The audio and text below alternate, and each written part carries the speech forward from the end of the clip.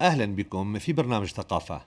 نخصص حلقة اليوم للحوار مع مخرج تعشق عدسته الفضاءات المفتوحة، فضاءات تملأها شخصيات حيوية ونابضة بالمشاعر، سواء كان السياق روائيا أم وثائقيا. المخرج التونسي أنيس الأسود، أهلا بك. عسلامة. إذا عدة أفلام وثائقية وفيلمين روائيين، صاب فلوس بمعنى حصاد الفلوس أو حصاد المال، وصبات العيد. بهذه الأفلام استطعت أن تكون هوية سينمائية متبلورة. كيف استطعت إذن الجمع بين الوثائقي والروائي في السينما؟ حسب رأيي الوثائقي أو الروائي هو فيلم، وهو فيلم معناته هو لغة سينمائية. المواضيع هي اللي تفرض علي اختيار الوثائقي أم الروائي معناتها في الطرح. وصب فلوس أو صبات العيد فرضوا معناتها اللغة السينمائية الفيلمين فرضت علي الروائي، اختيار ممثلين، اختيار ديكورات، وتصوير الفيلم بلغة روائية. لكن الأفلام الأخرى اللي صورتها على الأطفال، صورت أفلام سيف في سيدي بوزكري، أو بنت ولد في اليمن اللي كان على طفلة في اليمن، أو يعقوب بن البحر، أو هنا في الجزائر.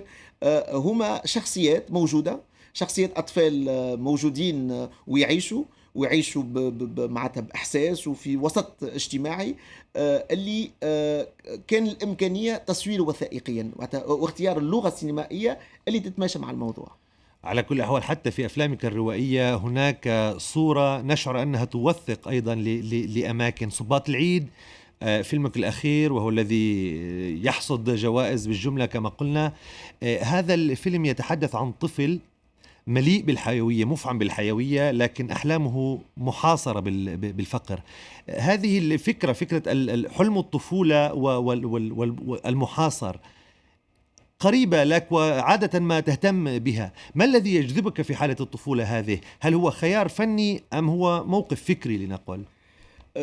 أنا يظهر لي التعامل مع الأطفال أو الحلم عند الأطفال هو شيء مهم جدا في مجتمعاتنا، وحرمان الأطفال من الحلم، الحلم البسيط راهو معناتها مش لازم يكون الحلم كبير جدا. الحلم معناتها الحرمان من حذاء يوم العيد، او الحرمان من الحلم بصفة عامة، حلم الدراسة، حلم السفر، حلم البيت. معناتها واحد يملك بيت في حياته هو اللي يخليك تتمسك بالطفولة هذه وتحاول تطرح الأمور ببساطة. أنا يظهر لي عالم الطفولة من معناتها شيء مهم طرحه اليوم لقلة الأفلام، معناتها قلة الاعتناء بالطفولة في مجتمعاتنا، خصوصا يظهر لي في المجتمعات العربية. فما تقصير كبير ياسر، فما تقصير كبير ياسر في طرح المواضيع هذه، الاعتناء بحلم الأطفال، الاعتناء بوضعيتهم، اعتناء بأفكارهم. تعرف اللي كل شيء يظهر بسيط أو معناتها ماهوش مهم للكبار هو مهم جدا للصغار. معناتها وعلى هذا معناتها الاختلاف ببني أفلامي. لكن عمليا العمل مع أطفال، إدارة فيلم فيه ممثلين أطفال، وفي فيلم صبات العيد الممثل الطفل يعني حضوره لافت فعلا، ودخوله في حالة هذا الفيلم، التعامل ألا يوجد فيه صعوبات خاصة؟ التعامل مع الأطفال هو صعب، لأن الأطفال ما همش ممثلين محترفين، لكن الأشياء المهمة عند الأطفال لأنهم حقيقيين في مشاعرهم. والتعامل مع الأطفال راهم ماهوش تعامل صداقة حميمية أو غيره، لأن أنا بعتمد في التعامل مع الطفل على الاحترام، معناتها الاحترام المتبادل من الطرفين، ومحاولة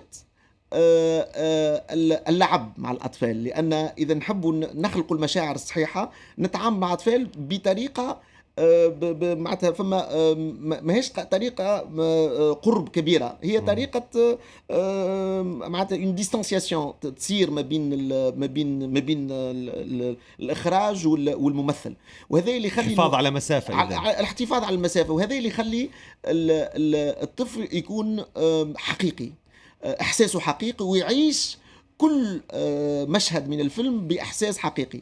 وهذا تعرف الأطفال وقتاش تبدأ التصوير مع الأطفال؟ لما الأطفال يكفوا أو معاش يمثلوا، معناتها الدرجة الصفر من التمثيل يبدأ العمل مع الأطفال، وهذا هو السر يظهر لي وهو في ما العمل. يعطي لأفلامك الروائية إذن صفة كأنها عمل وثائقي. إذن طفل ليس له خبرة في السينما نجده، إضافة إلى ذلك نستطيع أن نشم رائحة الأرض في هذه الأفلام ونبض الشارع. هل يمكن الحديث عن واقعية جديدة لدى أنيس الأسود؟ يظهر لي الافلام القادمه ممكن تحكي اكثر على الاتجاه اللي اخترته، معناتها ان شاء الله في الافلام المقبله مش نتعامل مع الاطفال. حاجه مهمه يظهر لي في التعامل مع الاطفال هو احترام طفولته. معناتها لما فهمت الموضوع هذا اللي المخرج اذا باش يتعامل مع اطفال ما يجمش يفرض عليهم طفوله المخرج او طفولات اللي يحب يضعها في الطفل.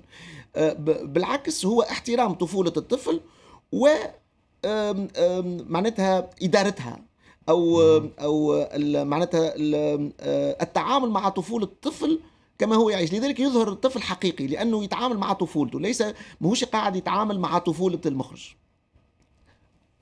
إذن هو الطفل في الأساس، وهو لنقل الشخصية المهمشة كما ذكرت في الكثير من إنتاج السينمائي العربي. لكن أيضا نلحظ اهتمامك بالمناطق المهمشة، بالأرياف. هناك دائما بحث عن هذا الريف المهمش. حتى عندما قمت بتصوير فيلم وثائقي عن الثورة التونسية ذهبت أيضا إلى القصرين، ذهبت إلى سيدي بوزيد. إذا هل أنت تحاول العودة إلى أصل الحكاية أم أنك تحاول أن تعوض شيئا لهذه المناطق التي همشت تاريخيا؟ أه، أنا بشتغل في السينما كمساعد مخرج مدير إنتاج منذ ما يقارب 20 سنة. واكتشفت اللي معناتها فما نوع تونس وتونس أخرى. تونس أخرى موجودة في المناطق الغير الساحلية بصفة عامة، مثل القصرين، مثل سيدي بوزيد، مثل الكاف، مثل زغوان وغيره من المناطق. راهو إذا نحكي على موريتانيا أو الجزائر أو ما تصورت كلهم في مناطق معناتها نائية، مناطق بعيدة على الأنظار.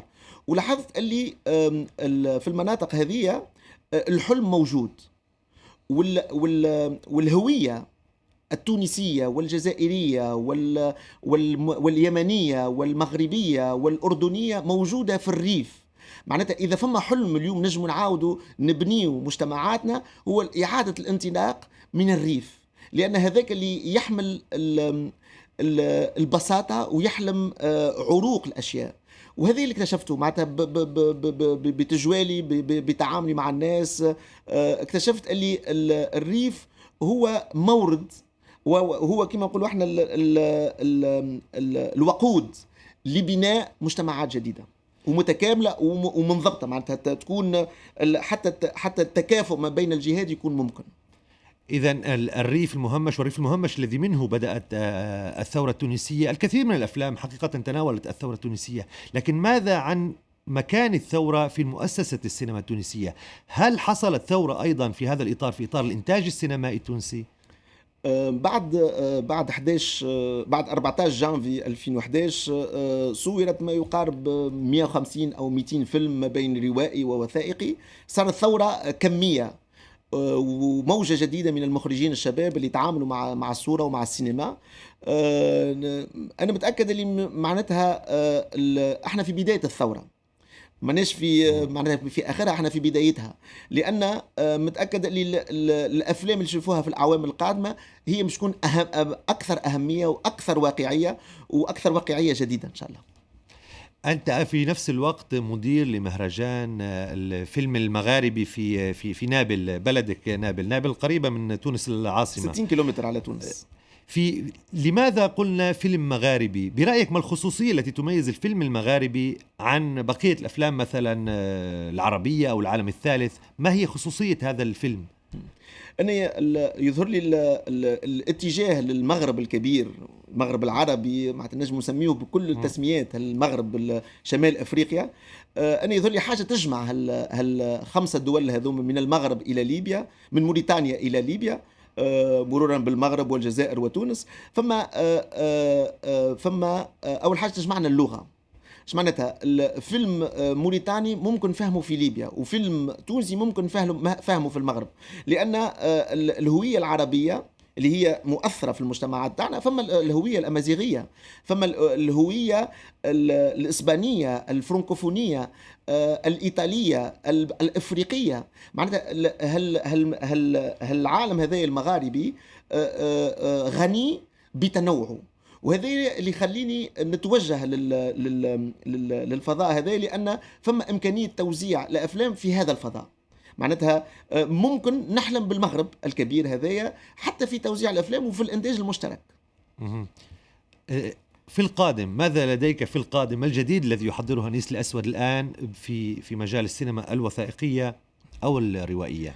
إن شاء الله في تحضير فيلم جديد، فيلم روائي طويل، مش يكون بطله طفل 11 سنة مع أمه. هي حكاية طفل وأمه في هالعالمين، أنا نقول الطبقتين الاجتماعيتين الموجودة فيهم اليوم تونس. هل تعرفوا لي معناتها لما صارت الثورة اكتشفنا عالمين، معناتها فما